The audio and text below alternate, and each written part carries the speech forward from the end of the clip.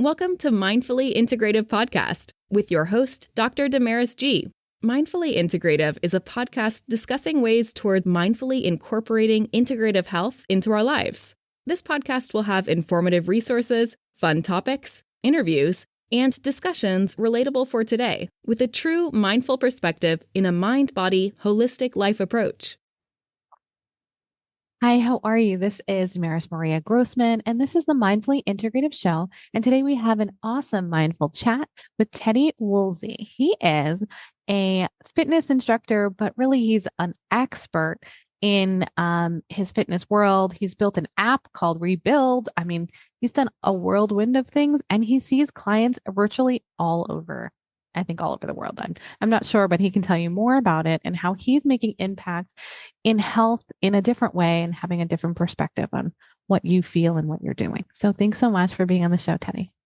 Hey, it's a pleasure. Thanks for having me. Yeah. So as I always kind of start out, what is a little fun fact that people may not know about you? I'm going to hit you with a really weird one. I don't think I've ever heard anybody else say this one, but probably the first 18 years of my life, I grew up with my parents, and we didn't have a shower in our house. We only had bathtubs.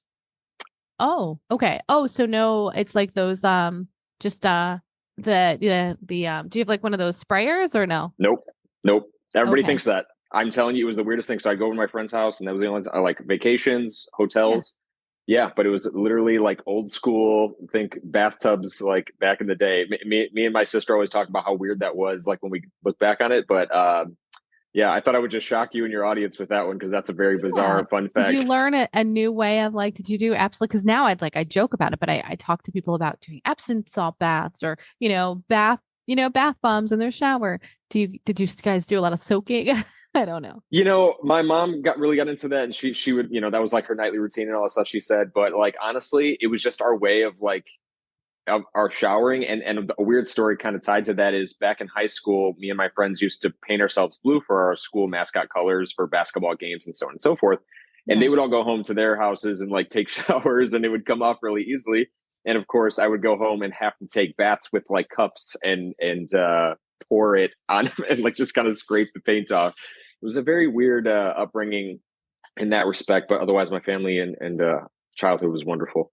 Oh, that's funny. Well, I mean, you know what it is back then you probably didn't realize you could get those sprayers, and now on Amazon you can buy everything. So it's seriously, back then you didn't know. You're like, oh yeah, sure. We just kind of accepted it. That's how things were. That's the tip of the iceberg of how bizarre my family was, but love no death. We're just very strange people. Oh, that's cool. But how where you grew up nearby, or did you grow where are you? I grew up in a suburb of Chicago called Joliet, Illinois. Cool. Oh, so you're in the cold. Ooh, cold. Yeah. I only know Chicago from when I was in the Navy. Gotcha. No, yeah. As far as climate, definitely a little windier, similar to New York and New Jersey, I will say. But I would say just the lifestyle out there was a little bit different. You think of, I think of the kind of the environment that Joliet is a mix between. It's very much like Queens, I would say. If that makes sense. Yeah, a little melting pot. Yeah, absolutely. Nice. So let's get into kind of who you are and how you kind of grown into this. I call the integrative health space, but a space of, a different mindset of your health. So obviously you have this business, but what kind of got you to that point? Yeah. So I've always been a very curious person from my childhood. It was we grew up in a Christian household. So I was very curious about religion and theology and those sorts of things. And that's just kind of my personality type. The natural extension of that is you want to teach people what you learn, right? And curiosity just kind of manifests outward. So in my adulthood, I went through a lot of ups and downs, and I can certainly get into that transformative story as of about 25 years ago or so. But I had realized that, when somebody wants to get in shape, there's a number of ways to go about that, right? I was out of shape. I was depressed. I was just I need to have structure in my life. I want to change the way I look and I feel, my clothes fit, and just everything, all the benefits that come from fitness. But it's what do? Do you hire a personal trainer? Do you, just go to the gym and wing it? Do you just download a program off of the internet? How do you do this? And then also there are so many times when you're trying to get in shape, whether that's losing fat or building muscle or both. And you think, okay, is this am I doing this enough? Am I getting there quickly enough? There's so many points and pain points along the way that you don't know if what you're doing is leading to the desired outcome. So I really went on this quest to discover, like, what are the fundamentals of traditional fitness forward lifestyle or behaviors that lead you to a better physique, trimming fat, controlling your diet. How can I enjoy myself while also progressing in the direction that I want to go, and also just have confidence that these things are working. Right. And what I ended up doing was I read a couple of books. I started listening to podcasts and piecing the common threads together, experimenting with a bit, and then slowly but surely over the last several years, I sort of formulated this what I call like fitness 101 structure that is equal parts fitness, diet, and behavior change, Wonderful. tying into the psychology and whatnot. So yeah, that's where the integrative health comes in. Love it. Yeah, you can't have one without the other. Agreed. There's not a one fix. That's just not how it can work. No, and I never want, what I try to teach people is like, this is much more than my clients in particular. This is much more than just getting in shape, right? It's I have a client, Tina, who she's lost 50 pounds since starting the program, and really just transformed.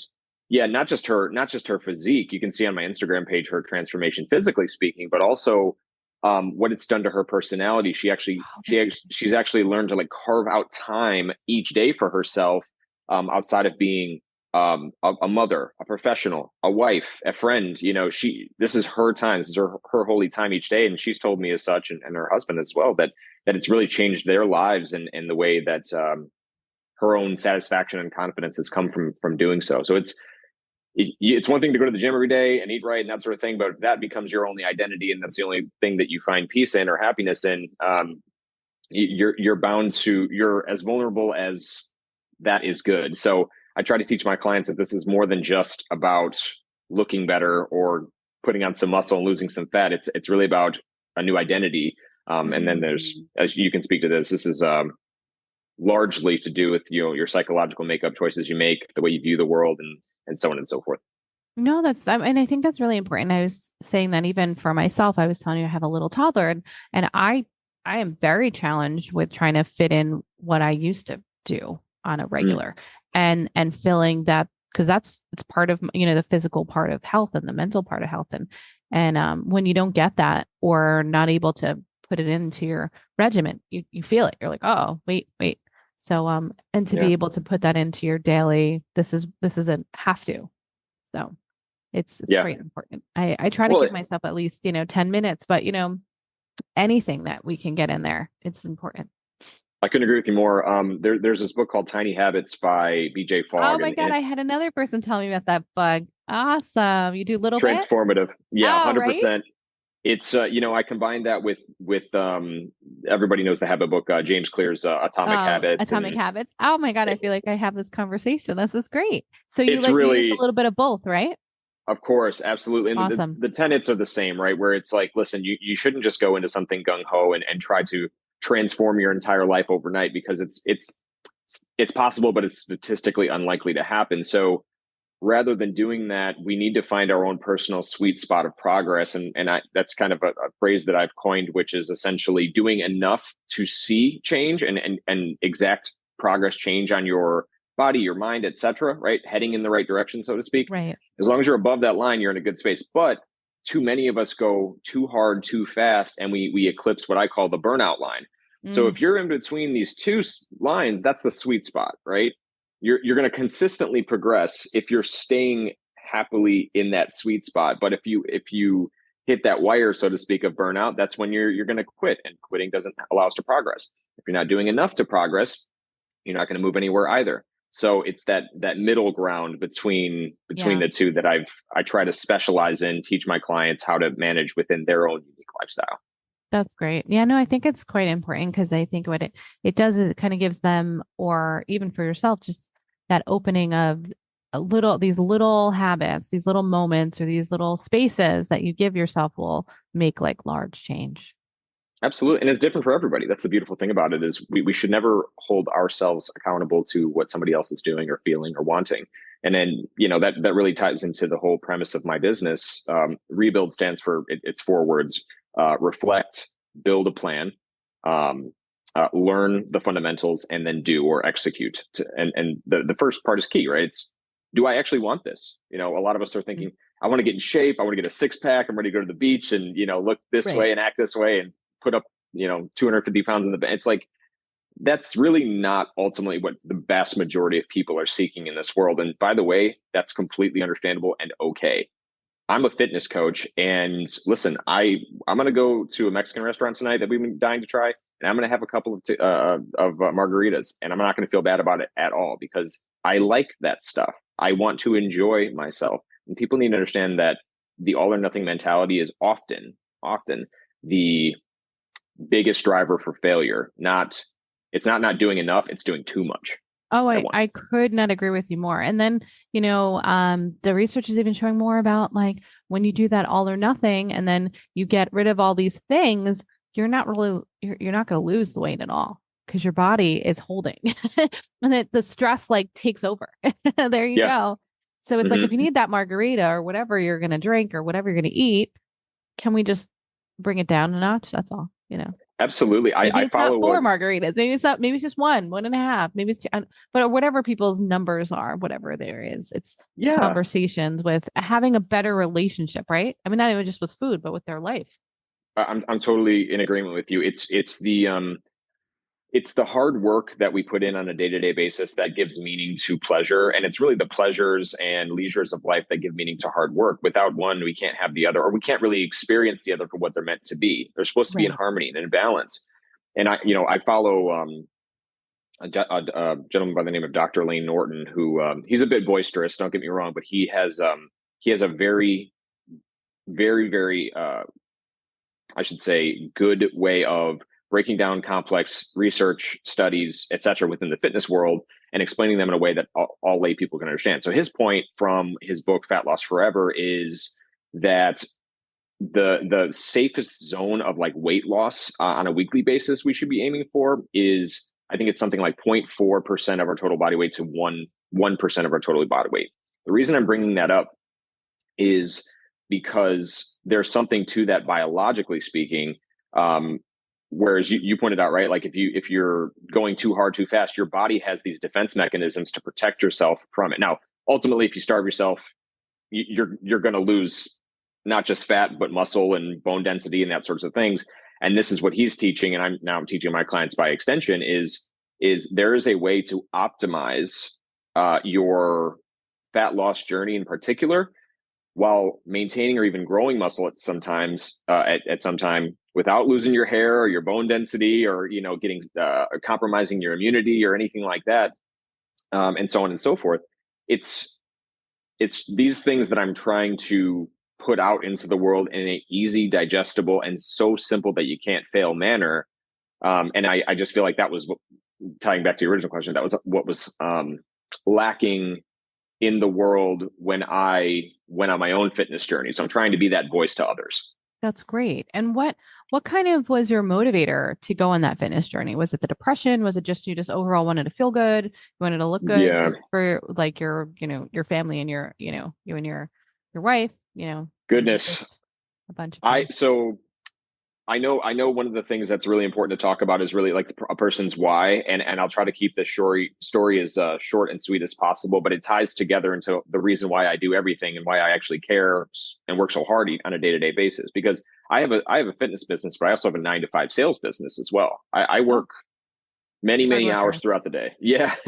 But again, within balance. The point is, right around 2017, I had been, working in a corporate setting for several years at that point.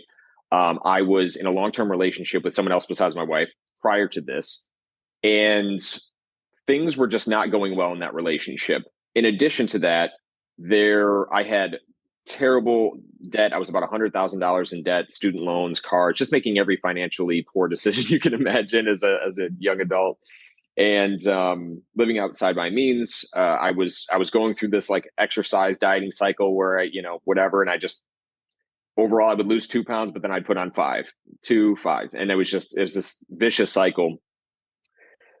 long story short, I wasn't really going anywhere in the direction of life that I wanted to. And on top of that, this person that I was with, who I really saw my future with, that wasn't going in the direction I wanted to. I had this like come to Jesus moment, so to speak, where I looked in the mirror and I thought, you've got to change the way you act on a day-to-day basis, like the activities that you commit yourself to on a day-to-day basis, because the world is not coming to save you. Mm-hmm. Mm-hmm. So what I ended up doing was, I just started off by, listening to some podcasts. Like this is an example of a podcast I would have listened to if I had known about it back then. Oh, I started. Just a few years, last couple of years, I just put it out. So it's new. Yeah, exactly. So this, circa 5 years ago, right? For me, this is exactly the content that I started sort of absorbing, and just through like kind of like the amoeba effect, just absorbing into like my thought process. And I surrounded myself with books and conversations with people, and just honest, real conversations with people.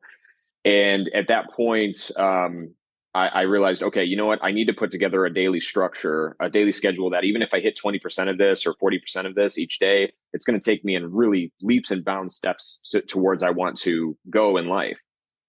So lo and behold, each morning I woke up, I read for 30 minutes, I stretched for 10, I worked on a financial budget. And during the day, once a day for about 5 days a week, I would just go to the gym and I would follow a program that I put together and that sort of thing. Shortly thereafter, my relationship ended. I moved out, started over. Sometime after I met my now wife, which is wonderful. Yeah. My sales job started taking off. My efforts were really becoming fruitful. My income multiplied, and best shape of my life. I have a business on the side where I'm teaching people to do the same things that I've done, and and now live a wonderful life. Where you want to be, like you're best of both worlds, and eventually maybe the side hustle will be your forever hustle, but you're good, but in the way where it's your time and your money it's all fruitful, Exactly. I want my money, my time to be spent on something that I know is going to give me joy, peace, and success. 100%. Love it. Oh, that's so beautiful. Well, one, what would you like to leave the audience as a thought? And then two, how can they reach you? Yeah. So Instagram is probably my central hub. I've got a website coming out very soon, but Instagram at Ted Woosely, that is spelled TEDWOOLSEY. Perfect. That'll be my central hub right there. And then thought that I want to leave the audience. Yeah. Something you like to share? Yeah. I will say this, getting in shape and staying in shape, which is the key, right? Changing your body, your mind, these sorts of things. It's not designed to be overnight. You didn't get here in a day. You didn't get here in a week or a month. It took years to become, it took your entire life to get to the person that you are today. It's going to take a little bit of time to change that. But if you commit yourself to a different lifestyle, a different way of thinking and acting, and you put together a really meaningful plan that aligns with that, I promise you, all you got to do is execute and your life will change. It's simpler than you think. I promise you, it's much more fulfilling than you can ever imagine. That's awesome. Thank you so much for leaving that beautiful words of wisdom. Absolutely. Hey, thank you so much for having me. It's been a pleasure being on, and hope we can do it again. Yeah, I can. I look forward to it, and for us collaborating again at some point. Wonderful. Thank you guys for joining in and listening. And I hope that you guys have a wonderful day, and make sure you find a mindful way each and every day. Thank you for listening to the Mindfully Integrative Show with Dr. Damaris Maria Grossman, family nurse practitioner. This podcast is for informational and educational purposes only and is not the substitute for professional medical advice, diagnose, or treat. Always consult your healthcare provider before making changes to your healthcare routine. Make sure to subscribe so you don't miss an episode. If you enjoyed our show, please support us by leaving a mindful review on Apple Podcasts or your favorite streaming platform. Interested in being a guest or more information? Email us at info@mindfullyintegrative.com. For resources mentioned in the show, visit our website at www.mindfullyintegrative.com. You can also connect mindfully with Dr. Damaris on her social media links found on the site. May your strength and peace guide you to find a mindful way every day. Namaste.